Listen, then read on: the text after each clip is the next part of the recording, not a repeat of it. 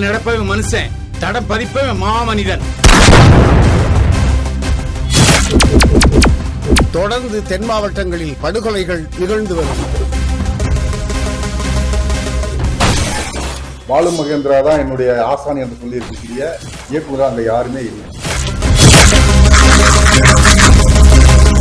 தமிழர்கள் ஆட்சியில் அமர வேண்டும் என்பதை இந்த திரைப்படம் வலியுறுத்தும். திருநெல்வேலியில் நடந்த சில சம்பவத்தின் அடிப்படையில் இந்த திரைப்படம் திரைக்கதையாக ஆக்கப்பட்டிருக்கிறது.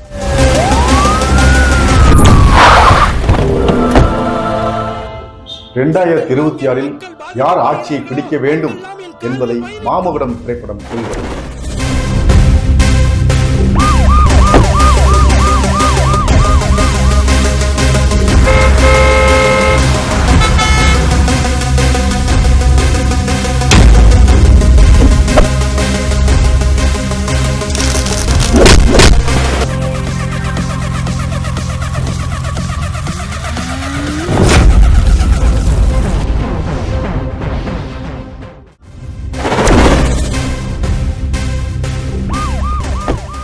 வணக்கம். கதிர் டிவி நேயர்களுக்கு அரசுவின் மாமகுடம் திரைப்படக்குழுவின் சார்பாக வணக்கத்தை தெரிவித்துக் கொள்கின்றேன். நான் இளங்கலை அறிவியல் படித்தேன். கரூர் மாவட்டம் அரசு கலைக்கல்லூரியில் இளங்கலை முடித்த உடனே திரைப்படத்தில் உதவி இயக்குநராக சேர வேண்டும் என்று என்னுடைய 19 வயதில் சென்னைக்கு போனேன். சொந்த ஊர் கரூர் மாவட்டம் கட்டளை கிராமம் தான் என்னுடைய சொந்த ஊர். இளங்கலை முடித்து அந்த கிராமத்தில் பிறந்த ஒருத்தன் எவ்வளவு மெச்சூரிட்டி ஆர்வம் இருக்கு, ஆனால் மெச்சூரிட்டி இருக்கானா அந்த வயசுல தெரியாது. இளங்கன்று பய மரியாதைங்கிற போல சென்னைக்கு போயிட்டேன். சென்னைக்கு போயிட்டு 99 அப்போதான் கடைசி 2000 பிகினிங்ல போனேன். பல்வேறு முயற்சிகள் பண்ணேன். பெரிய பெரிய இயக்குநர்கிட்ட யாருமே புதுசாக பெரிய பெரிய இயக்குநர்கிட்ட சேரதான் ஆசைப்படுவாங்க. அப்போ ட்ரை பண்ணும்போது அங்கெல்லாம் போகவே முடியல. அப்படி ஒரு 2 வருஷம் போச்சு. அப்புறம் வடபழனி சாலி கிராமம்னு ஒரு அங்க பாத்தீங்கன்னா 12C அப்படின்னு ஒரு பஸ் ஸ்டாண்ட் இருக்கு. அப்போ 12C, இப்போ 12C இல்லை, 12B 17A தான் இருக்கு. இப்போ அங்க ஒரு ஃபர்ஸ்ட் ஃப்ளோர்ல ஒரு 10க்கு 10 ரூம்ல தான் பாலு மகேந்திரா சார் இருந்தார். அவரை சந்திச்சேன். அவர் மட்டும்தான் இருந்தாரு. பின்புலத்துல பாத்தீங்கன்னா நிறைய புக்ஸ் எல்லாம் அடுக்கி வச்சிருந்தாரு. அவர்கிட்ட போய் இந்த மாதிரி ஐயா நான் உதவி இயக்குனராக சேரணும்னு கேட்டேன். சரின்ட்டு என்னை பற்றி விவரங்களை சேகரித்தார். சேகரிச்சுட்டு நீ ஏதோ ஒரு என்ன எழுதியிருக்கேன்னு சொல்லி கேட்டார். நான் எழுதுனதை ஒரு காட்சி எழுதுனதை காட்டினேன். பார்த்தீங்கன்னா இப்போது திரைக்கதைக்கு ஒரு ஃபார்முலா இருக்குது. லெஃப்ட் சைடு டிஸ்கிரிப்ஷன் எழுதணும், ரைட் சைடு டைலாக் எழுதணும், சீன் காட்சி நேரம் இதெல்லாம் எழுதணும். எல்லாமே நான் வரிசையில் எழுதியிருந்தேன். அவர் சொல்லி கொடுத்தது முதல் குட்டுன்னு சொல்கிற மாதிரி அவர் தான் முதல் ஆசானாக நான் நினச்சிட்டு வரேன். அந்த பேப்பரை A4 ஷீட் இருக்கு இல்லையா, அதை பேப்பரை ஃபோல்டு பண்ணி அதில் இந்த பக்கம் டிஸ்கிரிப்ஷன் காட்சியோட விளக்கங்கள் இருக்கணும், இந்த பக்கம் உரையாடல் இருக்குன்னு சொல்லி அவர் தான் எனக்கு சொல்லி கொடுத்தார். அந்த காலகட்டங்களில் அவ்வளோ பெரிய ஜாம்பவான் அவருக்கே படம் இல்லை. இது உண்மையாக சொல்கிறேன். நிறைய பேருக்கு நான் இது தெரியணுங்கிறதுக்காக நான் சொல்கிறேன். அவருக்கே படம் இல்லை. கிட்டத்தட்ட ஒரு 3 வருடங்கள் அவருக்கு படம் இல்லாமல் அதுக்கப்புறம் 2003 தான் அவருக்கு படம் கிடைச்சிது. அதுக்கு முன்னாடி நீ போய் எங்கேயாவது வேலை பார்த்துட்டு வாப்பான்னு என்ன அனுப்பிச்சிட்டாரு.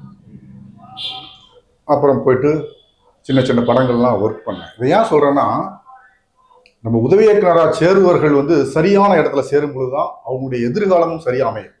இன்னைக்கு நிறைய உதவி இயக்குனர்கள் பாதை மாறி போயிடுறாங்க. திரைப்படங்கள் உருவாக்க முடியாமல் போயிடுறாங்க. 100க்கு 1 சிலர் மட்டும்தான் இந்த திரைத்துறையில் இயக்குனராக வர்றாங்க. ஆகவே உதவி இயக்குனர் அவங்க நேரத்தை வீண் செய்யாமல் சரியான அவரிடம் சேர வேண்டும் என்பதற்காக இந்த கருத்தை நான் பதிவு செய்யணும். அந்த காலகட்டங்களில் அவர் மட்டும் இருக்கும் பொழுது இன்று வெற்றி பட இயக்குனர் சொல்லிக் கொள்கின்ற பாலு மகேந்திரா தான் என்னுடைய ஆசான் என்று சொல்லி இருக்கக்கூடிய இயக்குனர் அங்கே யாருமே இல்லை அந்த சமயத்தில். ஏன்னா அங்கே வேலை இருந்தால் மட்டும்தான் சொல்லிக் கொள்வாங்க, அவர்களை பிரபலப்படுத்திக் கொள்வாங்க. அவர் இருக்கும் பொழுது யாருமே இல்லை, தனிமையில் இருந்தார் அப்படிங்கிறத நான் பதிவு செய்கிறேன்.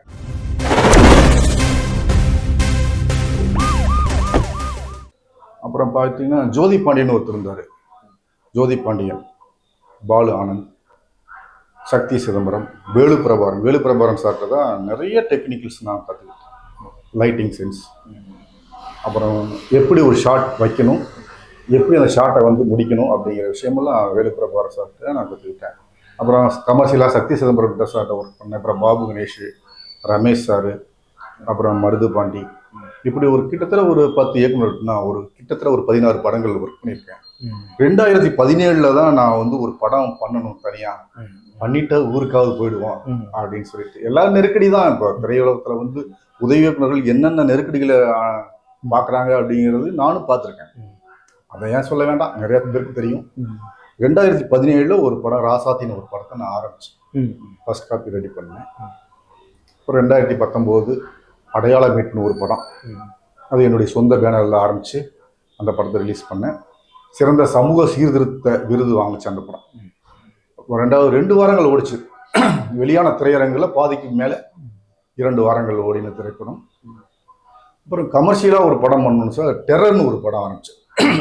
அது பார்த்தீங்கன்னா அன்னை தெரசா அவார்டு வாங்கிச்சு. எல்லாருக்கும் தெரியும், இண்டஸ்ட்ரியில் தெரியும். டெரர் பெண்களின் பாதுகாப்புக்கான திரைப்படம், அதனால தான் அன்னை தெரசா விருது வாங்கிச்சு. அப்புறம் தொடர்ந்து கன்னடத்தில் மிகப்பெரிய விருது கன்னட ராஜ்யோதயா அப்படிங்கிற ஒரு விருது நான் வாங்கியிருக்கேன். தொடர்ந்து இந்த மாமகுடத்திற்கு நான் விருது வாங்குவேன் என்று நம்புகிறேன்.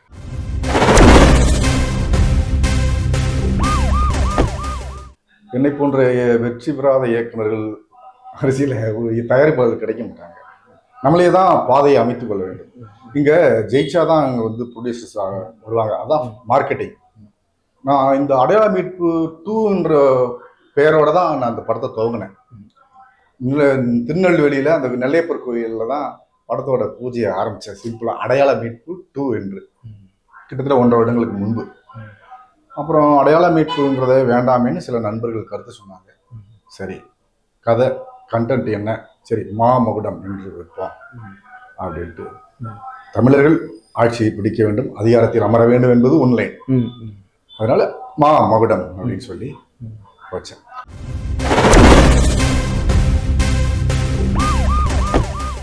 இந்த படத்தில் முக்கியமாக நேர்மையான அரசியல்வாதியாக ஐயா பைல்வான் ரங்கநாதர் அவர்கள் நடிச்சிருக்காங்க.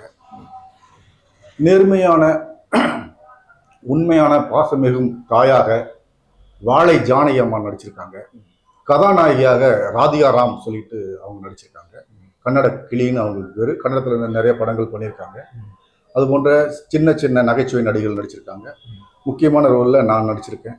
ஆக்ஷன் ஸ்டார் அரசு, எனக்கு வந்து ரசிகர்கள் வச்ச பேர்.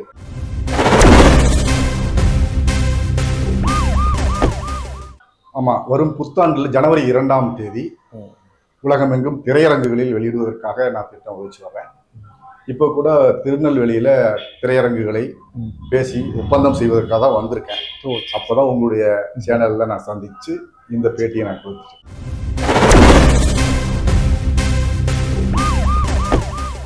அரசியல் அதிகாரத்தை பெற வேண்டும் என்பதே எங்களின் நோக்கம் என்கின்ற கொள்கை கொண்ட ஒரு திரைப்படம். அதாவது தொன்று தொட்டு தொன்மை வாய்ந்த தமிழர்கள் ஆட்சியில் அமர வேண்டும் என்பதை இந்த திரைப்படம் வலியுறுத்தது.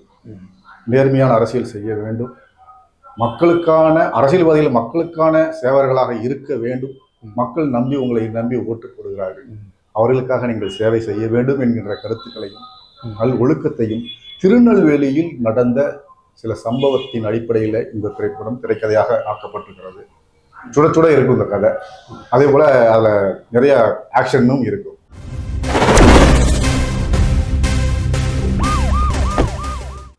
அதாவது அரசியல்வாதிகளும் சில சந்தர்ப்பவாதிகளும் இந்த ஜாதியை பயன்படுத்தி அவர்கள் வாழ்க்கை சுகத்தை அனுபவித்துக் கொள்கிறார்கள், அரசியலும் பெறுகிறார்கள், அரசியல் சுகத்தையும் பெறுகிறார்கள். அப்பாவி ஜனங்கள் தான் அந்த ஜாதியை பயன்படுத்தி அவர்கள் வீணாக புரிதல் இல்லாமல் இணக்கம் இல்லாமல் அவர்களுக்கு சண்டை போட்டுக் கொள்கிறார்கள், வன்முறைகளை தூண்டுகிறார்கள்.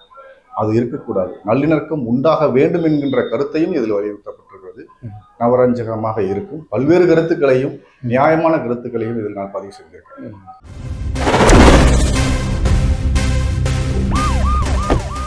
நீங்க முன்னோட்டம் பார்த்துருப்பீங்க. ஆமா. திரைப்படம் என்னை நம்பி என் நண்பர்கள் எனக்கு வந்து கடன் கொடுத்துருக்காங்க. அவங்களுக்கு நான் அந்த பணத்தை நான் திருப்பி கொடுக்கணும். அதற்காக திரைப்படம் என்பதே வணிகம் தானே, மார்க்கெட்டிங் தானே. அதற்காக சில காட்சிகள் வணிக ரீதியாகலாம் இருக்கும்.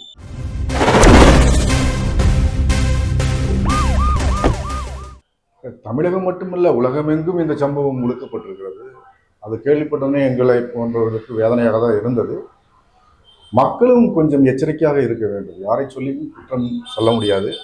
மக்களும் கொஞ்சம் எச்சரிக்கையாக இருக்க வேண்டும் என்பதுதான் என்னுடைய கருத்து. நடந்துவிட்டது, அசம்பாவிதம் நடந்துவிட்டது. இனிமேலாவது அது போன்ற அசம்பாவிதம் நடக்காத அளவுக்கு மக்கள் பார்த்து கொள்ள வேண்டும். வேதனைக்குரிய விஷயம்தான். அதற்கான பதில் காலம் சொல்லும்.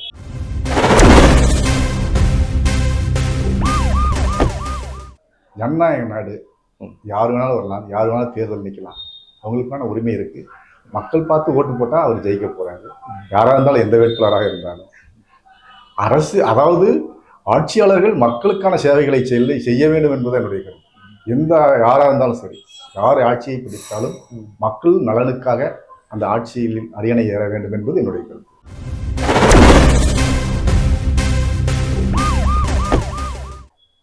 சிறப்பான கேள்வி. நானே எதிர்பார்க்காத கேள்வி நீங்க கேட்டிருக்கீங்க. இன்று சின்ன படங்களை வைத்துதான் நிறைய தொழில்நுட்ப கலைஞர்கள் வாழ்ந்து வருகிறார். வருஷத்துக்கு 200-250 திரைப்படங்கள் வருகிறது. அதில் 200 திரைப்படங்கள் சின்ன திரைப்படங்கள் தான். வந்து அது 2 நாள் 3 நாள் கூட நிற்கிறது இல்லை. காரணம் என்னன்னா, நல்ல விஷயம் மக்களை சென்றடையாததுக்கு முன்னாடியே தியேட்டர்காரங்க எடுத்துடுறாங்க. ஏன்னா அவங்களுக்கு வருமானம் வரணும். ஸோ திரைப்பட தயாரிப்பாளர் சங்கம் இதற்கு உண்டான ஷெட்யூல் நிர்ணயிக்க வேண்டும். இடைத்தரகர்கள் இருக்கிறாங்க. இதுதான் சின்ன ஒரு விநியோகஸ்தர்கள் கூட வழிவிடாமல் அவர்கள் பெரு நிறுவனங்களாக மாறி இந்த சின்ன படங்களை ராட்சசம் போல் அழித்துக் கொண்டிருக்கிறார். இதை மாற்ற வேண்டும். அனைவரும் இந்த திரைப்பட உலகத்தை நம்பியிருக்கக்கூடிய சின்ன இயக்குநர்கள், சின்ன தயாரிப்பாளர்கள் வாழ வேண்டும் என்றால் இதற்கு ஒரு முடிவை தயாரிப்பாளர் சங்கம் எடுக்க வேண்டும் என்பது ஒரு தயாரிப்பாளராக நான் சொல்லிக் கொள்கிறேன்.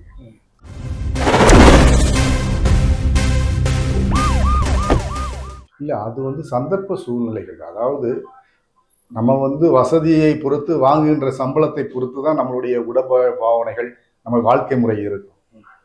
சம்பளம் அதிகமான பிற்பாடு நம்முடைய வாழ்க்கை முறை மாறப்போகிறது இல்லையவா? தயாரிப்பாளர் என்ன நினைக்கிறார்கள்? வணிக ரீதியான நட்சத்திரங்களை, நடிகர்களை வைத்து படம் எடுக்கும் பொழுது அது கொஞ்சம் பிரம்மாண்டப்படுத்த வேண்டும். வருகின்ற ட்ரெண்டிங்க்கு நம்ம மாற வேண்டும் என்பது எல்லா இயக்குநர்களுக்கும் ஆசை இருக்கும். எனக்கு கூட ட்ரெண்டிங்கில் இருக்கக்கூடிய கேமராவை பயன்படுத்த வேண்டும், பிரபலமான நடிகருடன் வேலை செய்ய வேண்டும் என்பது எல்லாருக்கும் ஆசை இருக்கும். நானும் அதற்கான நிலைக்கு வரலாம்.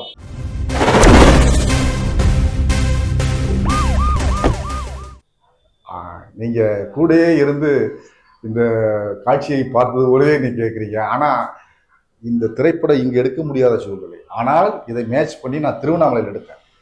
இங்க நான் படப்பிடிப்பு நடந்து கொண்டிருக்கும் பொழுது பதற்றமான சூழ்நிலையில இந்த திருநெல்வேலி இருந்தது. இது போன்ற காட்சிகளை நான் இங்க எடுத்தேன்னு வச்சுக்கோங்களேன், மறுபடியும் காவல்துறையோட பிரச்சனைகள் எல்லாமே வரும். அதனால இந்த திருநெல்வேலி போலவே திருவண்ணாமலையில செட்டு போட்டு நான் எடுத்தேன். அதையும் மீறி 2-3 நாட்கள் இங்கேயும் திரைப்படத்தை நான் எடுத்தேன். சென்னையில் எடுத்தேன், கரூர், கொடைக்கானல், இப்படி ஒசூர் வரைக்கும் கூட சில ஷெட்யூல் போச்சு. அப்படிதான் உருவாக்கப்பட்ட திரைப்படம் இந்த மாமாவோட திரைப்படம். குறைந்த நாட்கள் தான், குறைந்த பட்ஜெட்டில் தான் எடுக்கப்பட்ட திரைப்படம்.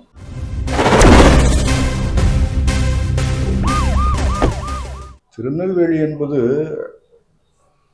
இந்த மண்ணில் எடுத்த திரைப்படங்கள் எல்லாம் வெற்றி வாய்ப்பை எட்டியிருக்கிறது. அந்த ஒரு கருத்தை மையமாக வைத்து தான் இந்த திரைப்படத்தை இங்கே ஆரம்பிக்க சொன்னாரு நண்பர்கள். 2வது, நெல்லையப்பர் காந்திமதி கோவில் இருக்கு இல்லையா, அந்த சாமியை பயன்படுத்தி தான் அடையாளம் மீட்பு என்கிற திரைப்படத்திலிருந்து கதாபாத்திரங்களை உருவாக்கி அது மாமூடமாக மாறி இருக்கிறது. இது ஒட்டுமொத்த தமிழர்களும் பார்க்க வேண்டிய ஒரு திரைப்படம். கதைக்களம் திருநெல்வேலியாக இருந்தாலும் ஒட்டுமொத்த தமிழர்களும் பார்க்க வேண்டிய ஒரு திரைப்படமாக இதை நான் உருவாக்கி இருக்கிறேன்.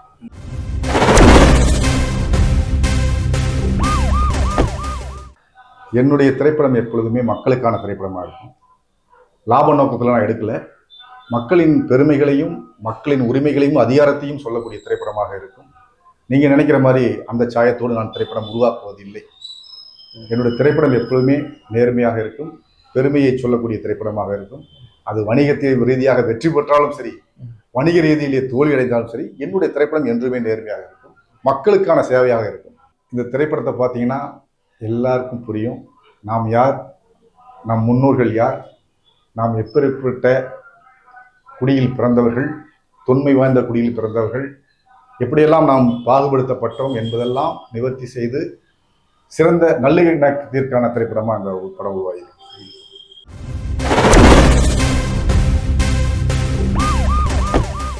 2026 தேர்தல் வருவதற்கு முன்பு இந்த மாமகுடம் திரைப்படம் வெளியாகுது.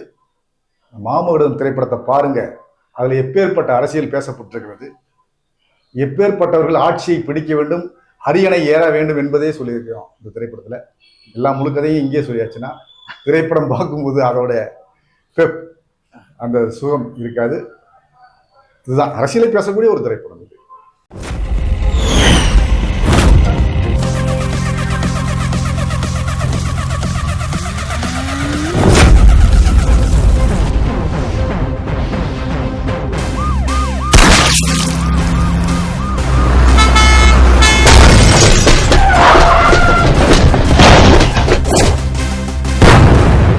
தடத்துல நடப்பவன் மனுஷன், தடம் பதிப்பவன் மாமனிதன்.